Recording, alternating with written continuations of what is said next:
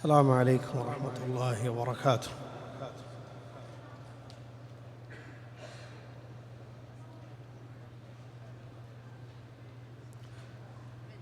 الحمد لله رب العالمين، والصلاة والسلام على رسوله الأمين. أما بعد،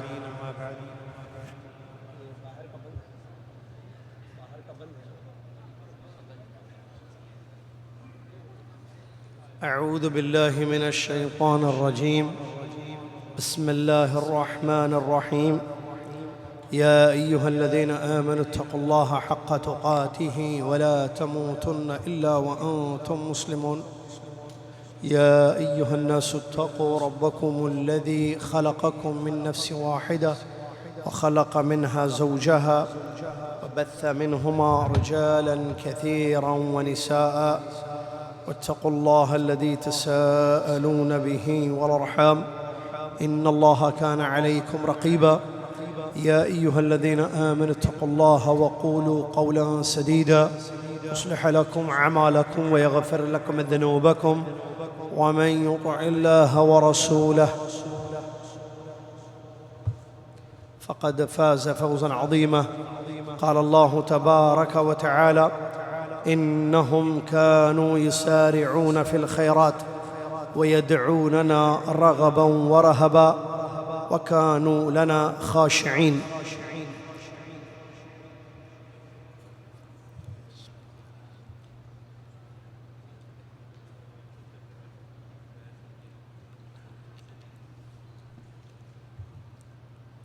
تمام تعریف ہر قسم کی بڑائی اور کبریائی اس اللہ تبارک و تعالیٰ کے لیے ہے، جس اللہ تبارک و تعالیٰ نے یہ عظیم مہینہ ہم سب کو عطا کیا، اور الحمدللہ اللہ کے فضل اور اس کے کرم سے ہم روزے بھی رکھ رہے ہیں، قیام بھی کر رہے ہیں، تلاوت بھی ہو رہی ہے، مختلف قسم کی عبادتیں ہو رہی ہیں۔ اللہ سے دعا ہے کہ اللہ ہماری ہر عبادت کو قبول فرما لے، آمین، اور اللہ تعالی ہم سب کو شب قدر کو، لیلۃ القدر کو پانے والا بنا دے، آمین یا رب العالمین۔ آج 24 رمضان المبارک 1446 ہجری مطابق 24 مارچ 2025 عیسوی درس قرآن میں اب تشریف فرما ہے، جس میں نے ایک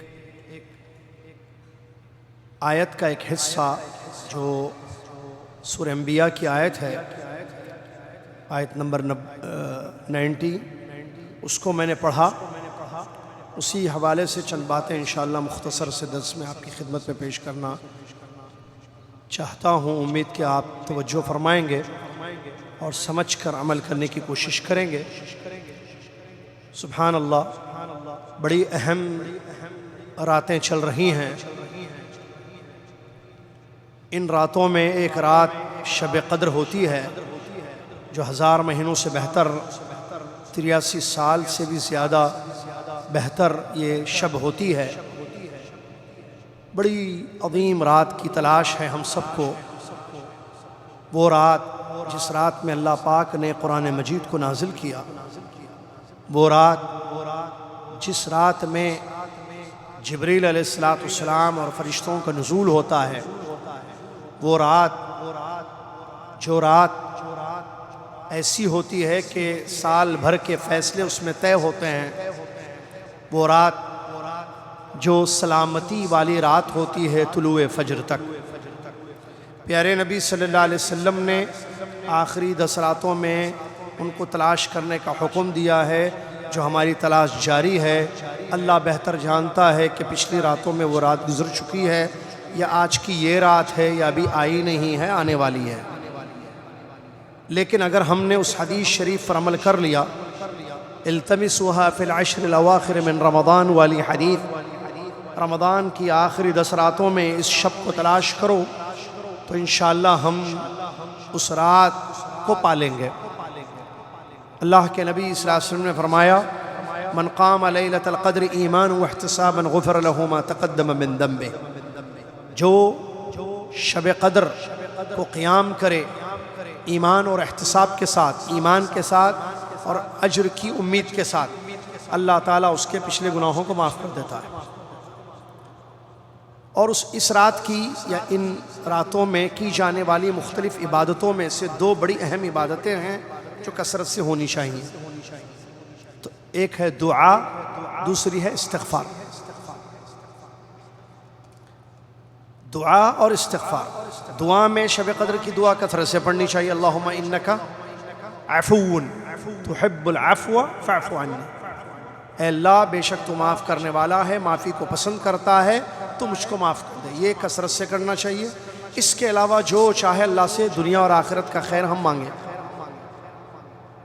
دعاؤں کے حوالے سے ایک بڑی اہم بات جو میں اس آیت کے حوالے سے، جو آیت میں نے سورہ انبیاء کے آپ کے سامنے پڑھی، جس میں اللہ تعالیٰ نے انبیاء علیہم الصلاۃ والتسلیم کی دعاؤں کی کیفیت کو بیان کیا ہے۔ پہلی بات آپ کو معلوم ہونا چاہیے، ہر نبی نے اللہ سے دعا کی، پیغمبروں نے اللہ سے مانگا۔ دعا ایک بہت بڑی عبادت ہے، بلکہ نبی صلی اللہ علیہ وسلم فرماتے الدعاء هو العبادہ، دعا ہی تو عبادت ہے، دعا ہی عبادت ہے۔ کہ فائدہ انسان مانگے، نقصان سے بچنے کے لیے اللہ کو پکارے۔ تمام پیغمبروں نے دعائیں کی ہیں، ان کی دعائیں اللہ نے قبول کی ہیں۔ قرآن ہمیں بتاتا ہے پیغمبروں کی دعاؤں کو، آدم علیہ السلام کی دعا، نوح علیہ السلام کی دعا، زکریا علیہ السلام کی دعا، سلیمان علیہ السلام کی دعا، یحییٰ علیہ السلام، پیغمبروں، عیسیٰ علیہ السلام، ہمارے نبی محمد صلی اللہ علیہ وسلم کی دعا، پیغمبروں کی دعائیں۔ لیکن بات یہ ہے جو سمجھنے والی ہے، جو اس آیت میں اللہ نے بیان فرمائی، سورہ انبیاء آیت نمبر 90 فَاسْتَجَبْنَا لَهُ وَوَهَبْنَا لَهُ يَحْيَىٰ وَأَصْلَحْنَا لَهُ زَوْجَهُ إِنَّهُمْ كَانُوا يُسَارِعُونَ فِي الْخَيْرَاتِ وَيَدْعُونَنَا رَغَبًا وَرَهَبًا وَكَانُوا لَنَا خَاشِعِينَ۔ اللہ کہتا ہے ہم نے دعا سن لی ان کی، کس کی؟ زکریا علیہ السلام کی۔ انہوں نے اولاد مانگی اللہ سے، ہم نے دے دی ان کو اولاد، اور یحییٰ ہم نے عطا کیا ان کو، اور ان کی بیوی کو بھی ہم نے اچھا بنا دیا۔ آگے فرماتا اللہ ان کے بارے میں انہم کانوا یسارعون فی الخیرات ویدعوننا رغبا ورہبا وکانوا لنا خاشعین۔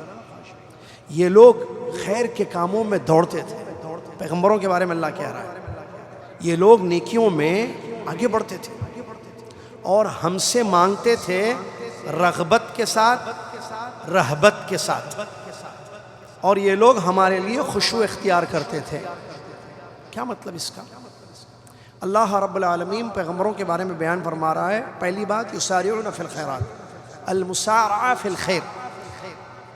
یسارعون، مسارعہ کا مطلب ہے ایک دوسرے سے دوڑ، آگے بڑھنا، دوڑ، جس کو عام اردو میں آپ کہیں دوڑ لگانا۔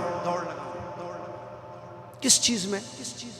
فی الخیرات، نیکیوں میں۔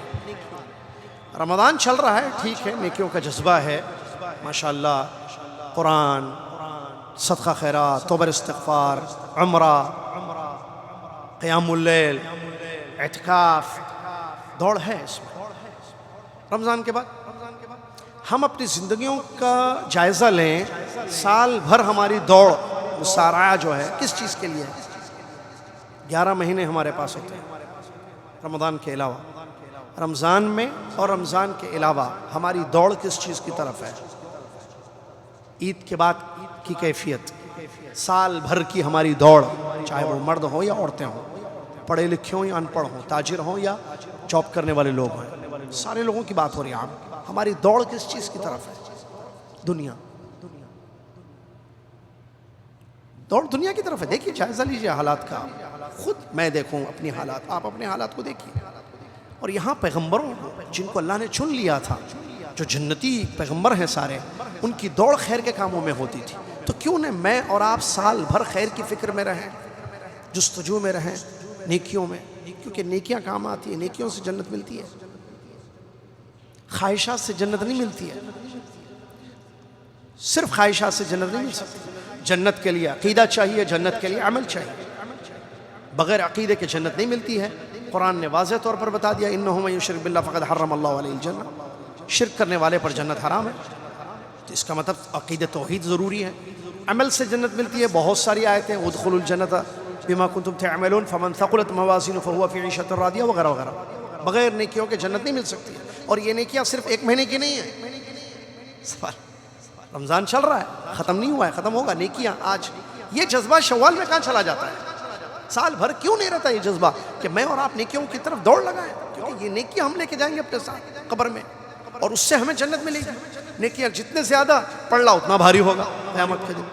اتنی بات سمجھ میں نہیں آ رہی. انسان دنیا کے پیچھے پڑا ہوا ہے. بھائی دنیا کمانے سے اسلام نے روکا نہیں ہے, لیکن خیر کرو. بہرحال یہ ایک اہم بات تھی جو توجہ طلب ہے کہ میں اور آپ اپنا احتساب کریں, یہ کیا کہتے ہیں اس کو, اپنا محاسبہ کریں, جائزہ لیں اپنی زندگیوں کا, اور دوڑ آخرت کی طرف ہو, فکر آخرت کے لیے ہو, جنت پانے کے لیے ہو. جیسا کہ اللہ نے ایک جگہ بیان فرمایا, سابقوا الی مغفرۃ من ربکم وجنۃ عرضها کعرض السماء والارض. دوڑو اللہ کی بخشش کی طرف اور اس جنت کی طرف دوڑو جس کی کشادگی آسمان اور زمین کے برابر ہے. اللہ نے جس جنت کو اہل ایمان کے لیے تیار کر رکھا, اعدت للذین آمنوا باللہ ورسولہ. دوڑو اس کی طرف, بخشش اور جنت, خود کو بخشوانا اور جنت. کیوں؟ اگر ہم بخشوائیں گے نہیں تو سزا ملے گی. میں نے کل ہی نا مسجد رضوان میں کہا تھا, کل مسجد رضوان جو ہے نا وہاں درس ہوا تھا, میں نے کہا تھا بھی دو چیزیں ہیں, یا معافی ہے یا سزا. گناہ جو ہوتے ہیں ہماری زندگی میں, دونوں میں سے کام ہوگا, یا تو معافی ملے گی یا تو سزا ملے گی. کیا چاہیے؟ ظاہر بات ہے بھائی معافی چاہیے ہم کو, ہمارے گناہوں کی ہم کو معافی چاہیے. اسی لیے اللہم انک عفو تحب العفو فاعف عنی, معافی چاہیے.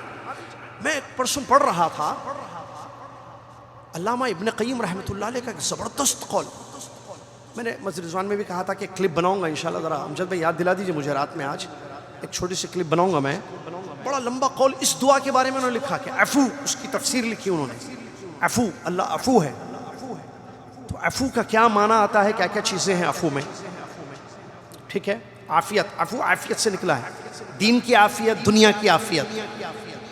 جو روزمرہ کی دعا میں اللہم انی اسألک العافیۃ فی الدنیا والآخرہ ہے نا, تو بدن کی عافیت, جسم کی عافیت, ٹھیک ہے, عقیدے کی عافیت, عمل کی عافیت, دنیا کی عافیت, آخرت کی عافیت. عفو میں بہت زبردست ان کا قول ہے, میں نے سیو رکھا ہے اس کو.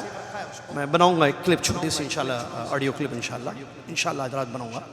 تو انہوں نے ایک بات شروع میں لکھی ہے, انسان کوشش کرے ان راتوں میں زیادہ دعائیں کرنے کی, زیادہ.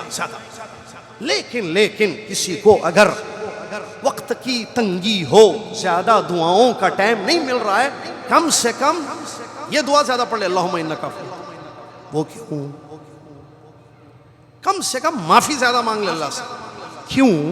اس لیے کہ علامہ ابن قیم رحمۃ اللہ علیہ فرماتے ہیں معافی مل گئی. جیسے دیکھیے مجھے بہت ساری چیزیں اللہ سے مانگنی ہیں, میری زندگی کے بہت سارے چیزیں ہیں. قرض کی معافی مجھے چاہیے, اولاد کی اصلاح مجھے چاہیے, مجھے جنت چاہیے, دنیا کے فتنوں سے نجات چاہیے, قبر کے عذاب سے مجھے نجات چاہیے, آخرت میں جنت بغیر عذاب کے, دخول اولی جس کو کہتے ہیں, بغیر حساب عذاب کے جنت میں چاہیے. میری بہت ساری حاجتیں ہیں, کہیں میرا پیسہ ہے, کہیں مجھے اس کی ضرورت ہے, کہیں اس کے مسئلے ہیں, کہیں اس کے مسئلے ہیں. ایک انسان کی حاجات اور ضروریات بہت زیادہ ہوتی ہیں, تو وہ اپنی ساری حاجتوں کو مانگنے کے لیے اس کو وقت چاہیے. اللہ میرا یہ کام کر دے, اللہ یہ کر دے, اور اس کو معافی بھی مانگنا ہے. لیکن اگر وقت تنگ ہے, آپ اپنی ساری حاجتیں نہیں مانگ سکتے اللہ سے, تو علامہ ابن قیم رحمۃ اللہ علیہ فرماتے ہیں معافی مانگ لو. کیوں؟ اس لیے کہ اگر معافی صرف مانگ لی, کیونکہ ٹائم کم ہے آپ کے پاس مانگنے کا, اور آپ اگر معافی مانگ لی اور معافی مل گئی, تو آپ کی وہ حاجتیں جو آپ نہیں مانگ سکے بغیر مانگے اللہ تعالیٰ پوری کر دے گا.